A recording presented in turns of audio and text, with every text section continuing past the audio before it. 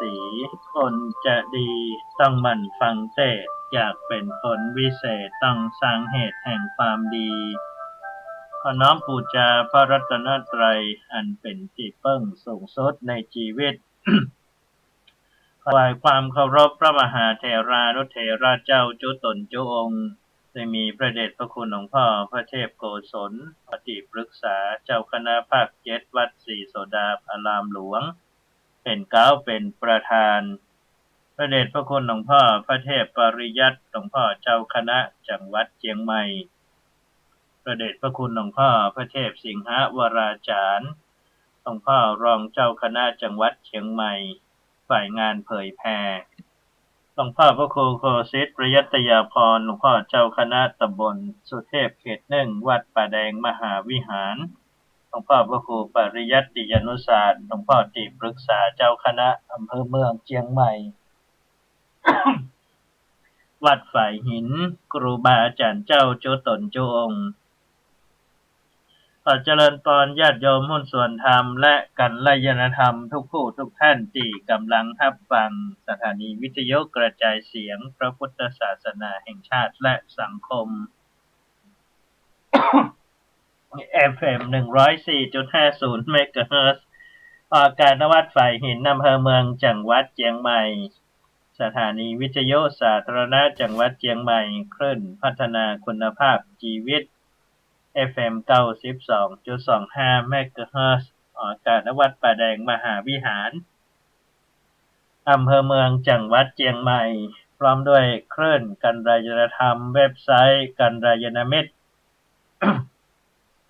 เสียงตามสายห่อกระจายข่าวทุกวัดทุกวาทุกหมู่บ้านตัวเองเจ้าวันนี้เราได้ฟังน้ำฟังธรรมในรายการมรดกธรรมการเมืองของท่านอาจารย์พระครูวิสิทธิ์ศรีละพรวัดฟังสิงห์คำรายการธรรมะเพื่อประชาชนของท่านอาจารย์พระครูธีระสุตพจน์สวตุเจ้าหลวงวัดม่อนแสนสุขจบลงเป็นที่บรมวลไปเรียบร้อยแล้วก็มาพบปะอุจากันในรายการเสียงจากชุมชนป่าแดงและสันทรายหลวงเป็นประจ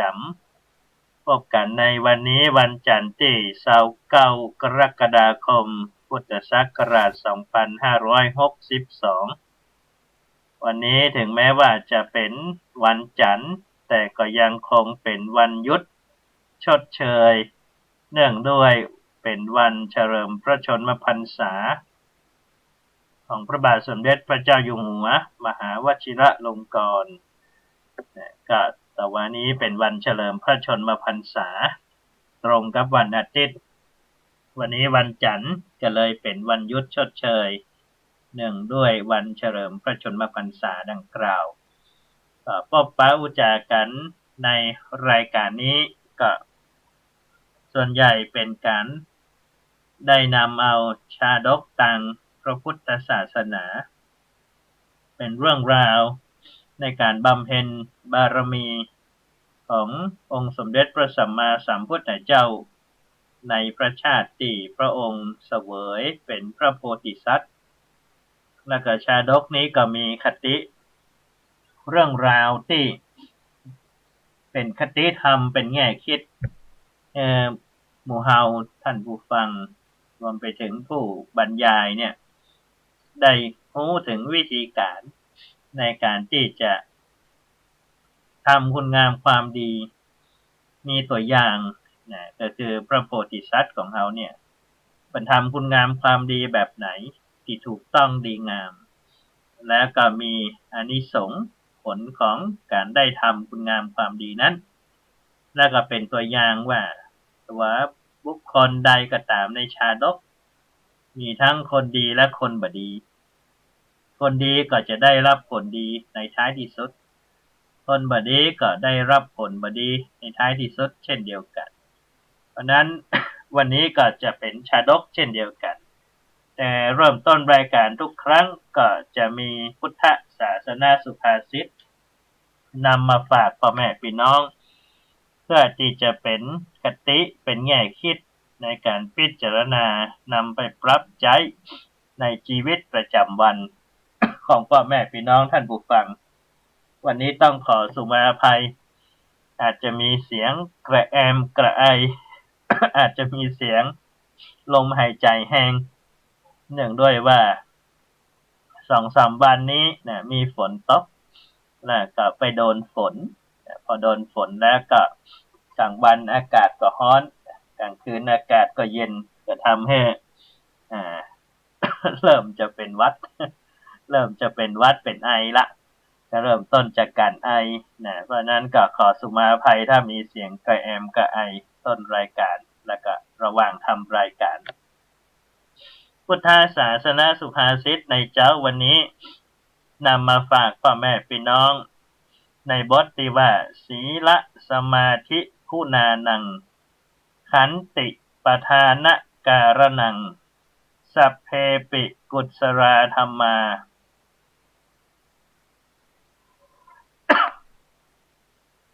ขนุตตยาเยวะวัฏทันติเตนะศีลสมาธิคุณานังขันติปทานการนังสัพเพปิกุศลธรรมาขันตยาเยวะวัฏทันติเตนะแต่ใจความเป็นภาษาไทยว่าขันติเป็นประธานเป็นเหตุแห่งคุณคือศีลและสมาธิกุศลธรรมทั้งปวงย่อมเจริญเพราะขันติเท่านั้นขันติแปลว่าความอดทนองค์สมเด็จพระสัมมาสัมพุทธเจ้าทรงตรัสในโอวาทปาติโมกข์ที่พระองค์ทรงตรัสกับเหล่าพระอรหันต์ 1,250 รูปในวันมาฆบูชาที่เวรุวนารามของพระเจ้าพิมพิสารเนี่ยพระพุทธองค์ทรงยกพระคาถาแรกขึ้นมาว่าขันติปรมังตโปตีติขาเรากล่าวว่าขันตินั้นเป็นตบะอย่างยิ่ง เพราะนั้นพระพุทธองค์จึงให้ความสำคัญในเรื่องของความอดทนเป็นประการแรกเพราะว่าขันตินั้นเป็นประธานเป็นเหตุแห่งคุณคุณคือ ประโยชน์ทั้งหลายอันมีศีลสมาธิและกุศลธรรมทั้งปวงศีลสมาธิและกุศลธรรมทั้งปวงย่อมเจริญเพราะเกิดจากความอดทนความอดทนในพระพุทธศาสนานั้นก็มีหลายประการอย่างเช่นอดทนต่อความลำบากตรากตรำความลำบากตรากตรำในการใช้ชีวิตในการประกอบสัมมาอาชีพในการทำสิ่งใดก็ตามถ้าเราบ่มีความอดทนจุดประสงค์หรือความมุ่งหมาย ก็บ่อาจจะสำเร็จได้บางทีความร้อนความหนาวความเย็นเป็นธรรมดาของธรรมชาติที่เป็นเหตุปัจจัยในการที่จะอยู่ในความเป็นโลกมนุษย์ในสิ่งแวดล้อมวันนี้ฝนตกบ่ไปยากาศเนอะก็แสดงว่าคนคนนั้นนี่เกิดความเกลียดค้านขี้ค้านบ่มีความอดทนนะวันนี้ฮ้อนนะบ่ไปจังไหนเนอะอยู่บ้านวันค่ำอยู่บ้านวันค่ำแทนที่จะทำอย่างอื่นแต่ก็กลับมาทำอย่างนอนอย่างเดียวก็แสดงว่าความเกลียดค้านเกิดขึ้นเพราะมีความอดทนวันนี้ต้องเดินทางไกลหนทางนั้นลำบาก บ่ไปดีกว่าก็แสดงว่าขี้ค้านบ่มีความอดทนเช่นเดียวกันเพราะนั้นความอดทนต่อความตรากตรำลำบากทั้งหลายทุกอย่างต้องเริ่มต้นจากความลำบากก่อนพ่อแม่พี่น้องมันมีสิ่งใดได้มาด้วยความราบรื่นมันมีสิ่งใดได้ด้วยความได้มาได้บ่ได้นั่งบ่ได้แล้วได้มาบ่ว่าจะเป็นการงานสัมมาอาชีพบ่ว่าจะเป็นทรัพย์สินสริงคารบ่ว่าจะเป็นบุญเป็นกุศลเช่นเดียวกันนะอดทนต่อถ้อยคำถ้อยคำผู้คนคำดีก็ฮับไว้คำบ่ดีก็ฮับไว้ฮับไว้แต่ก็เอามาพิจารณาถ้าคำดีเป็นสรรเสริญเยินยอก็อย่าไปล่องลอยโดยคำสรรเสริญเยินยอนั้นนำมาปรับพัฒนาขึ้นไปแทน ถ้าคำบดีติเตือนนะก็ควรนำมาพิจารณาปรับปรุงถ้าเราบ่ได้ทำก็ตายอย่างเขาเถอะ เพราะเขาว่าไปแสดงว่าเขาได้ทำแต่ถ้าเราได้ทำแล้วเปิ่นติเตือนมาก็มาเพิ่มปรับปรุงแก้ไขไปเป็นต้น และก็อดทนต่อกิเลสเนี่ยนี่กิเลสที่สำคัญเนี่ยโลภโกรธหลงเนี่ยเป็นมูลฐานกิเลสขั้นพื้นฐานเลยละเป็นกรรมฐานขั้นพื้นฐานที่ต้องพิจารณาและละให้ได้โลภโกรธหลงนี่ต้องละให้ได้ถ้าละได้นี่แสดงว่ามีความอดทน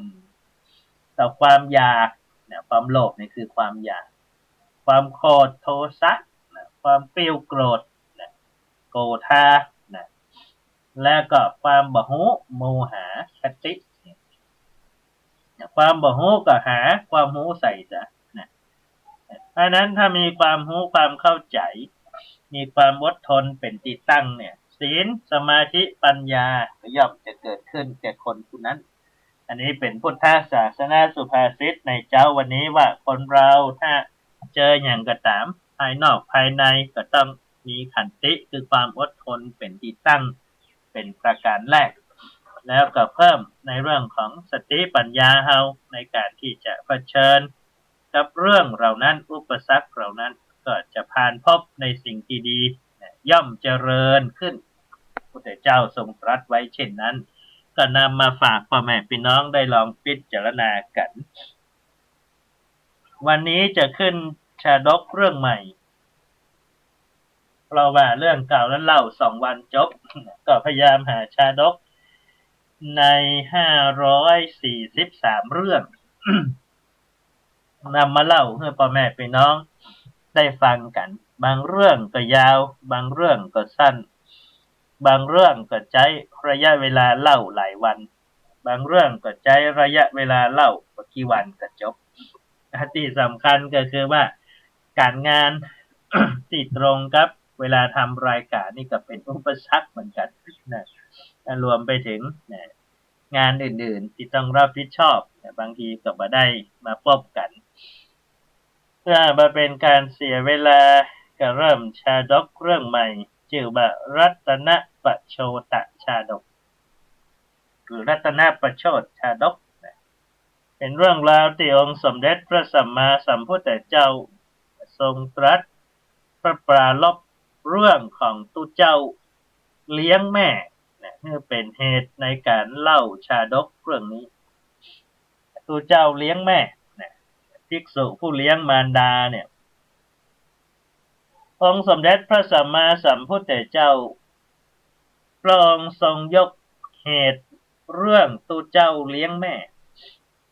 เกิดจากมีตุเจ้าตนหนึ่งทุกวัน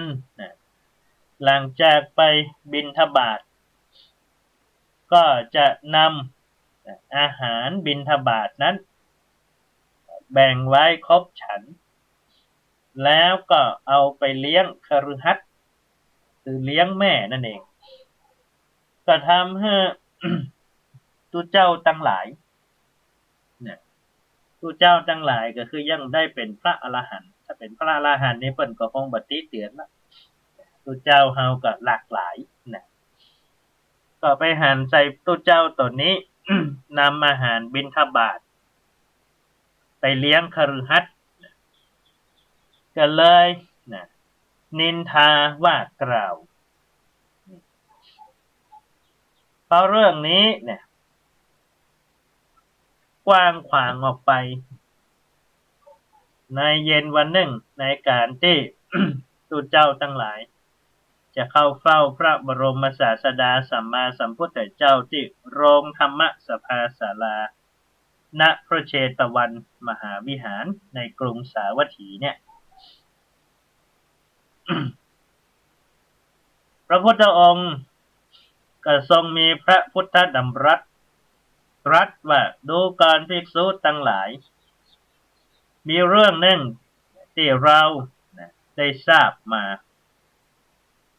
ว่าเธอทั้งหลายหลายตนหลายองค์ได้ติเตือนว่ากล่าวได้เล่า ว่ามีพระสงฆ์ภิกษุรูปหนึ่งบิณฑบาตแล้วก็เอาไปเลี้ยงคฤหัสถ์พระพุทธองค์ก็เลยทรงตรัสว่าดูก่อนภิกษุทั้งหลายเธอทั้งหลายอย่าไปติเตียนภิกษุรูปนั้นผู้เลี้ยงมารดาเลย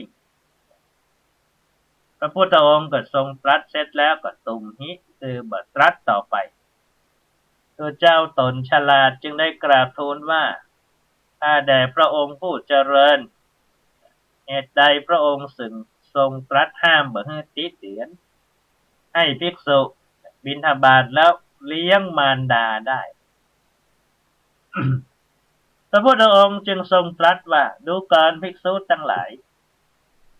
ในอดีตอดีตการนักปราชญ์แต่ก่อนเก่าก็ได้เคยได้บำรุงเลี้ยงมารดาด้วยเพศบรรพชิตเหมือนกันอย่างนี้พระเจ้าทั้งหลายได้ฟังจึงได้กราบอาราธนาขอพระองค์ได้ทรงตรัสประธรรมเทศนานี้พระพุทธองค์จึงได้ทรงยก ชาดกเรื่องนี้รัตนประโชติซึ่งเป็นอดีตชาติของพระองค์ในสมัยที่พระองค์เสวยเป็นพระโพธิสัตว์ว่าดูก่อนภิกษุทั้งหลาย ในการที่ล่วงมาแล้วแต่หนหลังยังมีพระราชาพระองค์หนึ่งเสวยราชสมบัติในพระนครชื่อว่าเมขวดีเมขวตีพระราชาพระองค์นั้นมีพระนามว่าพระเจ้ามหารทะปกครองเมืองเมขวตีมีมเหสีพระนามว่าพระนางสิริรัตนอาภาในครั้งนั้นเราคือเป็นพระโพธิสัตว์ได้จุติจากสวรรค์ชั้นดุสิตลงมาปฏิสนธิในพระครรภ์แห่งพระนางสิริรัตนอาภาคือในพระชาตินี้พระโพธิสัตว์ของเราเป็นวรรณกษัตริย์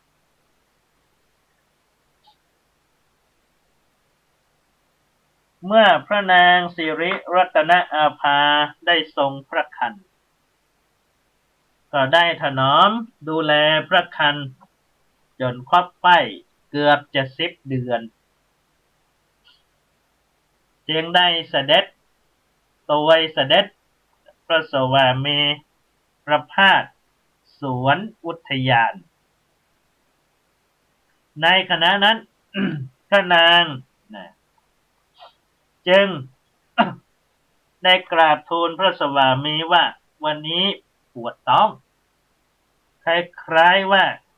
จะให้ประสูติการละพระราชาได้ฟังดังนั้นจึงตรัสให้บรรดา ไพร่พลทั้งหลายจัดแจงแต่งดาอุทยานนี่แต่พอครบค่ำมานี่พระนางก็ยังบ่ได้ให้ประสูติการในคืนวันนั้นพระราชาและพระนาง สิริรัตนอาภาก็บรรทมในห้องบรรทมเมื่อถึงเวลาจวนใกล้รุ่งคือใกล้แจ้งเนี่ย พระนางสิริรัตนอาภาก็ทรงพระสุบินนิมิตคือฝันในความฝันของพระนางนั้น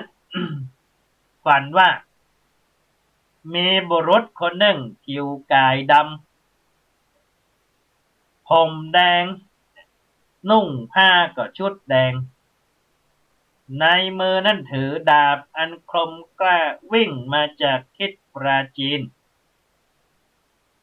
ตรงเข้ามาที่บรรทมของพระนางแล้วยื้อยุดชุดกระชากพระนางให้ล้มลง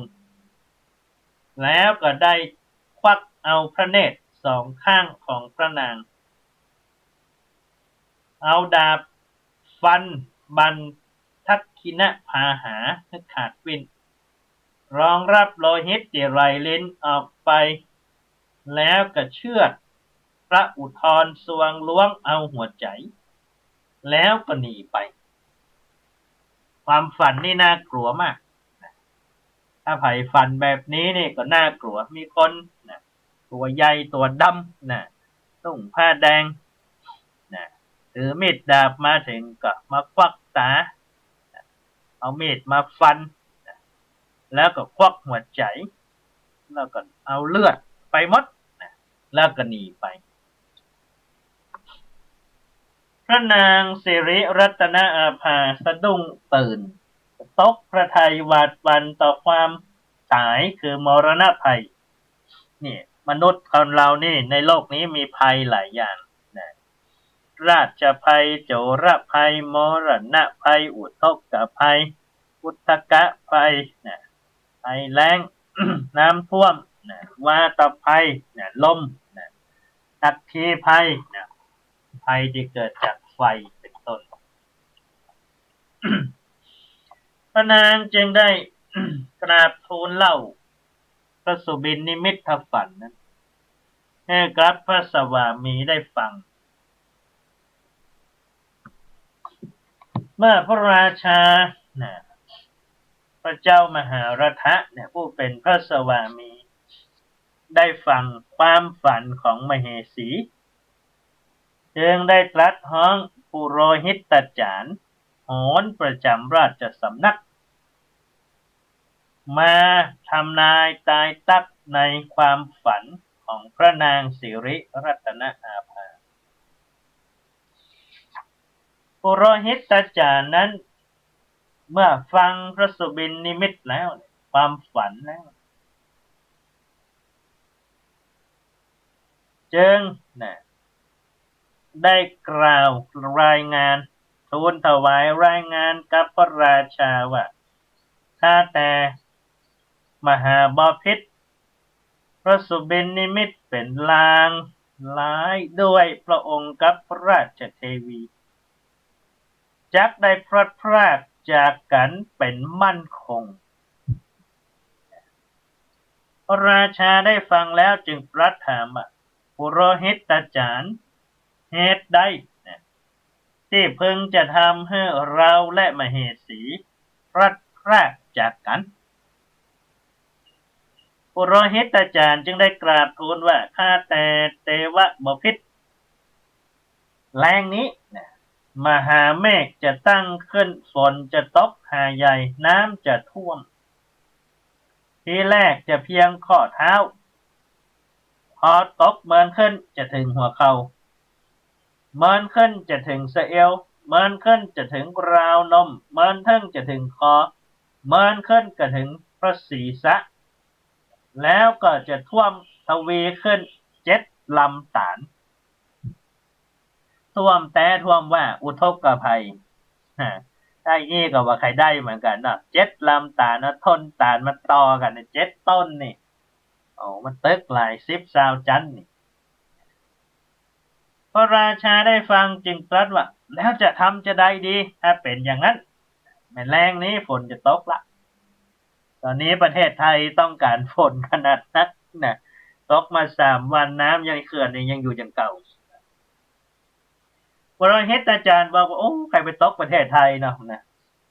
ถ้าได้มหาราชเจ้าสิ่งอื่นนอกจากเรือแล้วที่เพิ่งที่อื่นมาได้ละเรือเท่านั้นพระยาค่ะเรือเท่านั้นพระมหาราชคือพระราชาจึงได้ตรัสสั่งให้สลามาต้านทั้งหลายจงช่วยกันต่อเรือเร็วที่สุดก่อนแรงนี้คือเสร็จห้องมาหมดเลยสลาบ้านเหนือบ้านใต้ห้องมาพ่อแม่พี่น้องส่วนธรรมสลาตั้งหลายก็ปากันมาแต่งเฮือกับลำใหญ่แต่งหลายลำด้วยเพราะว่าไม่ใช่เฉพาะพระราชามเหสีเท่านั้นแต่หมายถึงประชาชนคนตั้งหลายตัวในเมืองเมฆวตีชื่อเมืองก็จืด เป็นเหมือนฝนจะตกละเมฆวตีนี่เมืองแห่งเมฆเนี่ยนะพอถึงเวลาแรงมหาเมฆใหญ่ก็ตั้งขึ้นมืดครึ้มไปทั่วทุกทิศานุทิศแล้วก็ฝนก็ตกลงมาบักหาดทรายเลยพ่อแม่พี่น้องส่วนบรรเทาภาษาเมืองว่าตกแบบบ่เริ่มหูเริ่มตาตกแบบนั้นเลยซึ่งเขาก็ต้องการขนาดตกบ่เริ่มหูเริ่มตาตอนนี้นะก็เป็นไปตามคำทำนายที่เป็นความฝันของพระนางรัตนสิริอาภาพระเจ้ามหาราชและพระนางสิริอาภาพร้อมด้วยไต่ปนคนตั้งหลายก็เคลื่อนเหือพ่อแม่พี่น้องหุ้นส่วนเคลื่อนเหือนั้นก็ล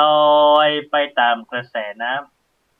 ำพระนางสิริรัตนาภาก็ทรงพระคันแก่เพราะว่าตะวานี่กับตรวจพระคันละพ่อแม่พี่น้องหุ้นส่วนธรรมตั้งหลายพระนางสิริอาภารัตนาภาก็นึกถึงความฝันพระนางว่าโอ้แต่แล้วนี่เรานี่จะได้พลัดพรากจากพระสวามีกันนี่จากบ้านจากเมืองแต่แล้วนี่จึงได้กราบทูลต่อพระสวามีในขณะที่คลื่นลมคลื่นน้ำทั้งหลายสัตว์เรือที่พระองค์ทรงเป็นพระที่นั่งเป็นที่ประทับว่าข้าแด่มหาบพิตรความสุขสักนิดหนึ่งก็บ่มีความทุกข์ครั้งนี้เหลือขนาดเป็นของประหลาดน่าอัศจรรย์ใจเมื่อมาลอยคว้างอยู่กลางห้วงน้ำใหญ่อันบ่มีที่เปิ้งปิงอาศัยฉะไหนกระหม่อมฉันจะมีชีวิตอยู่ต่อไปเล่าโอ้อกตัวเราช่างมากรำพร้าหาใครเป็นที่เปิ้งก็บ่มีมาได้ห้วงน้ำใหญ่เป็นเฮือนอยู่เมื่อมาแคว้งคว้างในกลางน้ำอันปราศจากที่เปิ้งทำฉะไหนจึงจะได้ประสบพบเกาะฝั่งบ้างเราหม่อมฉันจะบ่ได้หันพระองค์คงอนาถาหาชีวิตบ่ได้แล้วพระนางสิริรัตนาภาพระนางก็อ่านว่าความฝันพระนางนั้นเป็นจริงก็เลยตรัสว่าเนี่ยอย่างมาเป็นตุกแต่ตุกว่าลูกก็อยู่ในท้อง